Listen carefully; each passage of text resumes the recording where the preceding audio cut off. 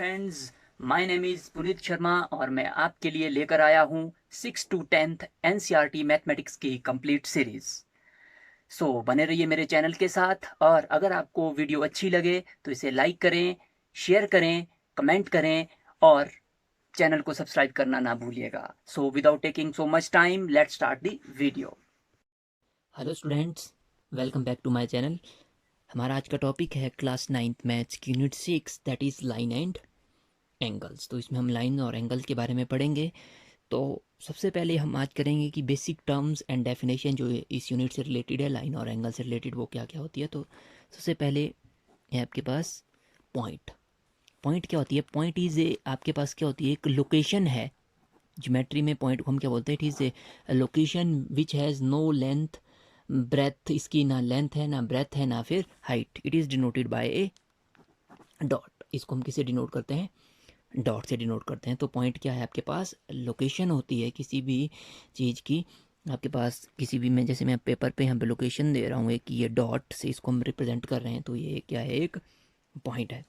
दूसरी डेफिनेशन है आपके पास लाइन। इसके बारे में भी आप पहले से पढ़ चुके हो ये सारी डेफिनेशंस। मैं फिर भी आपको बता रहा हूँ कि क्या होता है लाइन। लाइन आपके पास क्या है? Line is breathless length. आप क्या बोलेंगे? एक ब्रेथलेस लेंथ है, इस तरह से ब्रेथलेस लेंथ है ये, which can be extended forward और बैकवर्ड, जिसको हम फॉरवर्ड और एक्सटेंड दोनों तरफ बढ़ा सकते हैं। जैसे आपके पास इसका कोई एंड पॉइंट नहीं होता, मैंने एरो लगाया तो इसका मतलब ये फॉरवर्ड भी बढ़ती रहेगी, बैकवर्ड भी बढ़ती रहेगी। इसको कैसे डिनोट करते हैं? अगर हमने यहाँ लिखा है कि अगर ये ए बी है तो ए बी लाइन है, तो इस तरह से हम इसको रिप्रेजेंट करते हैं, ए बी लाइन। तो दोनों साइड हम इसमें क्या लगाएंगे? एरो। तीसरी टर्म आएगी आपके पास लाइन सेगमेंट। लाइन सेगमेंट भी आपके पास लाइन है, लेकिन जिसके आपके पास क्या होंगे? And point. Line segment is a line. Line segment भी आपके पास क्या लाइन की तरह है, जिसमें लेकिन आपके पास क्या होंगे? And point. A fixed length of line is called line segment. जैसे आपके पास ये ए से बी, तो हम इसको कैसे डिनोट करते हैं? लाइन सेगमेंट को ए बी, इसके ऊपर हम इस तरह से ये साइन लगाएंगे। नेक्स्ट आएगा आपके पास रे। रे भी आपके पास क्या होता है? लाइन की फॉर्म है जिसका इनिशियल पॉइंट फिक्स होता है। इनिशियल पॉइंट फिक्स है, फाइनल पॉइंट आपके पास फिक्स नहीं है। मतलब इसका एक एंड पॉइंट है, दूसरा एंड पॉइंट नहीं होगा। तो इसको हम इस तरह से नोट करेंगे, ए बी। इसको क्या पढ़ेंगे? ए बी रे। ये क्या था? ए बी लाइन सेगमेंट, और ये था ए बी लाइन। तो इन तीनों टर्म्स में आपने एक चीज़ ध्यान रखनी है कि लाइन के नो एंड पॉइंट, इसका कोई भी एंड पॉइंट नहीं है। लाइन सेगमेंट में कितने एंड पॉइंट होंगे? 2 एंड पॉइंट्स। और इसमें क्या होंगे? 1 एंड पॉइंट। तो ये थे आपके पास पॉइंट क्या होता है, लाइन क्या है, रे क्या है, और लाइन सेगमेंट। नेक्स्ट जो डेफिनेशन है वो आपके पास है कोलिनियर पॉइंट। कोलिनियर पॉइंट, जैसे नाम से ही पता लग रहा है कि कोलिनियर, कि अगर दो से ज़्यादा पॉइंट, क्योंकि दो पॉइंट तो एक ही लाइन में होंगे, दो से ज़्यादा पॉइंट अगर आपके पास एक ही लाइन में हो, जैसे 1 2 3, अगर इस लाइन में ही आपके पास जैसे ए बी सी, ये आपके पास पॉइंट एक ही लाइन में है, तो इनको क्या बोलेंगे हम? Collinear points. इफ़ क्या बोलेंगे आप? More than 2 points lies on a same line, then these points are called collinear point. तो इसका उल्टा होगा आपके पास नॉन कोलिनियर पॉइंट्स। वो क्या होंगे? अगर दो से ज़्यादा जो पॉइंट आपके पास एक लाइन में नहीं हुए, एक दो तीसरा आपके पास ऐसा हुआ, तो ये एक लाइन में नहीं है, तो ये आपके पास दो लाइन सेगमेंट बन के देखो, A B and B C, तो ये कोलिनियर नहीं है। इसके बाद नेक्स्ट टॉपिक आता है आपके पास एंगल्स। एंगल क्या होता है? Angle if two rays originate from a same point, कि अगर आपके पास दो रेज किसी सेम पॉइंट से ओरिजिनेट हो तो क्या बनता है आपके पास? एंगल। तो देखिए, जैसे यहाँ पे इसी पॉइंट से एक रे इधर को जा रही है और एक इस तरह से है। ये सेम पॉइंट जो था, इसको मैंने क्या कर दिया, जो कॉमन पॉइंट ओ। तो जो ये पॉइंट होता है, जिस पॉइंट से दो रे ओरिजिनेट होती है, उसको हम क्या बोलते हैं? उसका वर्टेक्स। जिस पॉइंट पे ये एंगल बन रहा है उसको क्या बोलते हैं? वर्टेक्स। ये क्या है? इसकी ये आर्म्स है। ये क्या है? आर्म्स, दो इसकी भुजाएं हैं और ये क्या बन गया यहाँ पे? एंगल। अगर मैं इसका नाम लिख रहा हूँ, ये ए है, ये बी, तो इस एंगल को हम कैसे रीड करेंगे? इस तरह से एंगल का साइन ए ओ बी। इसको क्या पढ़ेंगे? A angle A O B या फिर एंगल बी ओ ए। तो ध्यान रहे, जो वर्टेक्स है वो हमेशा हमने कहाँ लेना है? सेंटर में। देखिए टाइप्स ऑफ एंगल्स की एंगल कितनी तरह के होते हैं। सबसे पहले है एक्यूट एंगल। एक्यूट एंगल कौन सा एंगल होता है? जो आपके पास कैसा होगा, जिसकी मेजरमेंट कैसी होगी? 0 से बड़ा होगा और 90 से छोटा होगा। आपके पास जो एंगल है, मैं इसको डिनोट कर रहा हूँ थीटा से, वो आपके पास ग्रेटर देन 0 डिग्री और लेस देन कैसा होना चाहिए? 90 डिग्री। 0 से लेकर 90 डिग्री तक जो एंगल होगा, 0 से बड़ा मीन 90 से छोटा, वो क्या होगा? Acute angle. राइट एंगल कितने डिग्री का होगा? 90 डिग्री का। ऑब्ट्यूस। ऑब्ट्यूस एंगल ऐसा एंगल होगा जो आपके पास 90 से बड़ा होगा और 180 से छोटा होगा। इस तरह से स्ट्रेट एंगल, जिसको हम लाइन भी बोलेंगे, वो सीधा कितने डिग्री होगा? ये 180 डिग्री का है। और रिफ्लेक्स एंगल जो 180 डिग्री से तो बड़ा होगा लेकिन 360 डिग्री से छोटा होगा। तो एक्यूट एंगल तो आपके पास 90 से छोटे इस तरह से बनेंगे। ये 90 का एंगल है। ऑब्ट्यूस एंगल इस तरह से होगा। स्ट्रेट एंगल बिल्कुल स्ट्रेट लाइन है। रिफ्लेक्स एंगल को हम इस तरह से डिनोट करते हैं कि ये रिफ्लेक्स एंगल है। तो ये थे टाइप्स ऑफ एंगल्स। तो नेक्स्ट करेंगे हम इसमें एंगल में कॉम्प्लीमेंट्री एंड सप्लीमेंट्री एंगल। कौन से होते हैं? कॉम्प्लीमेंट्री और सप्लीमेंट्री एंगल। अगर देखिए दो एंगल का सम, अगर आपके पास sum of two angle is 90 degree तो वो क्या होंगे? कॉम्प्लीमेंट्री। और अगर दो एंगल का सम कितना हो गया? 180 डिग्री, तो क्या होंगे? सप्लीमेंट्री। ये भी आप प्रीवियस क्लासेस में पढ़ चुके हो।